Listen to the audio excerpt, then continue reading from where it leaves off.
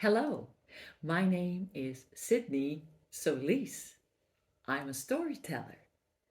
I don't tell stories with books. I tell stories with pictures and words. I love books, but I like to use the oral tradition because oral, telling stories with your voice, is primary. Now, the Greek philosopher Aristotle said that the soul, which means psyche in Greek, speaks in an image. The German philosopher Immanuel Kant said that thinking, well, before we can think, there's a picture. An image comes first. So oral is primary. If you can tell a story, you can write a story. Now, images are primary, and images, they say, like a picture, are worth 1,000 words. Because when we hear a word, we know that that sound of the word connects to a picture. It's about symbolic language. That's what words are. Just like math or computers or music, there's a relationship between the sound and the image. So, symbolic languages we can master through storytelling. Because you know what? I like to hear stories because I like to have pictures in my head. It's my original creation. When I hear a story, the pictures in my head I create inside my own body. Now, the scientist Albert Einstein said that imagination is more important than knowledge. Science fiction, who reads that? Scientists, because it gives them a rich imagination. Where do you think they get all their big original ideas from? When I was a little girl in school, I had a creative writing teacher, and she passed out photographs, and we had to write a story based on those images. Well, my imagination went wild. I could think, who is this? What does this person want? What's this person's problem? What if? What happens next? And what happens next? And finally, how does the story end? With pictures, we can help tell stories. Now, I'm going to tell you a kid's story called The Three Little Pigs. Maybe you've heard of it. That once upon a time, there were three little pigs. The first little pig built a house of straw. The second little pig built a house of wood. And the third little pig built a house of brick.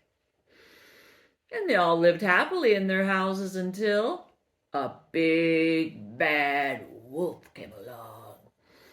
And well, he was hungry for those little pigs, so he knocked on the door of the first little pig in his straw house. Little pig, let me in. And that pig said, not by the hair of my chinny chin chin. Then I'll huff and I'll puff and I'll blow your house down. And he did. That little straw house, that little pig had to run to the second little pig's house that was made of wood. Same thing happened. Little pig, let me in. Not by the hair of my chinny chin chin, said that second little pig. Then I'll huff and I'll puff and I'll blow your house down, that big bad wolf said. What do you think he did? Just easily blew down that house of wood. So those two little pigs, they ran to the third little pig's house that was made of what? Bricks. What did that big bad wolf do? Little pig, let me in. What did those pigs say? Not by the hair of my chinny chin chin. Then I'll huff and I'll puff and I'll blow your house down. That house of bricks was pretty strong. Couldn't blow it down. Well, that wolf was really hungry, so he climbed up through the chimney. Little pig built a fire. Wolf went down that chimney, and what do you think happened? How do you think that story ended? You can make it up any way you want. Now, when I use pictures to tell stories, it's called a form of Kamishibai. Kamishibai is the Japanese word for paper theater. In the past, I used a way of telling stories with images in which I would point to pictures. Now, this is called a butai. In Japanese, it's the theater where the story takes place. And Kamishibai means paper theater. Kami means paper. It's an early form of like manga books you may have seen. And it's also an early form of when photographers and filmmakers make a storyboard that plan all the photographs, all the shots they're going to make in a movie. It's with pictures and images. It's a sequence. Now, they say that a film should tell the story with those images. If it doesn't, it may not be a good film. Turn down the volume of the next movie you watch and see if you know what's going on in that film. Now, this is the story called Raven Brings the Light. I retold this folktale based on many different versions of the Inuit North American native peoples. They have a version of why does the sun disappear in winter? The winter solstice, of course. Now you can see some various pictures. I like to point to the picture and tell you the story about Raven, who went to go bring back the light that was stolen.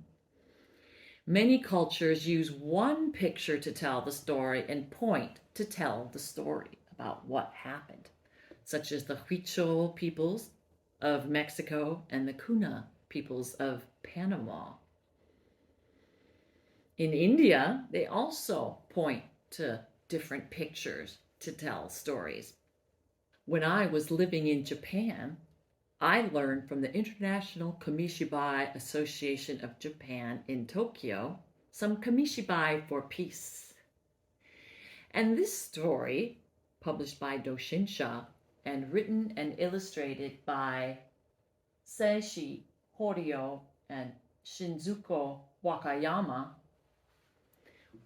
tell a story with many pictures that I'll pull out and tell with this paper theater, kami. Now, I don't really know what that Japanese means, even though I've studied Japanese. But I think we can make up a story just based on looking at the pictures. Let's try.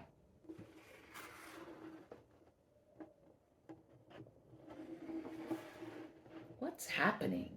Who is this story about?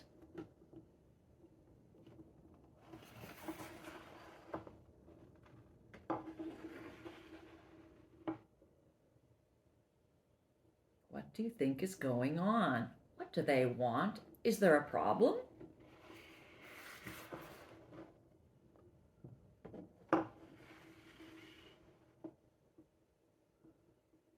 What's going to happen next?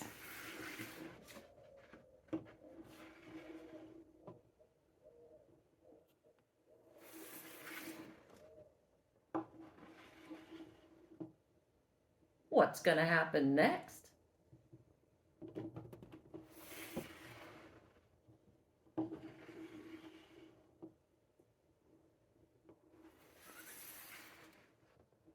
Uh-oh, is there a problem?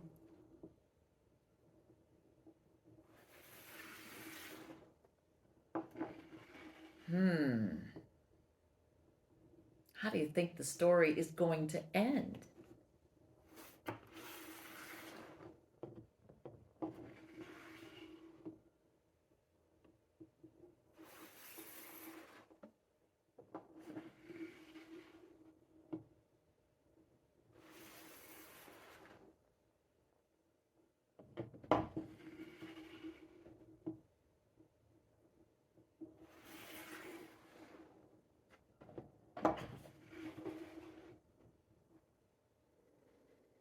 You get the idea? By looking at a series or sequence of pictures, it tells a story. And we can imagine some of those pictures in our heads.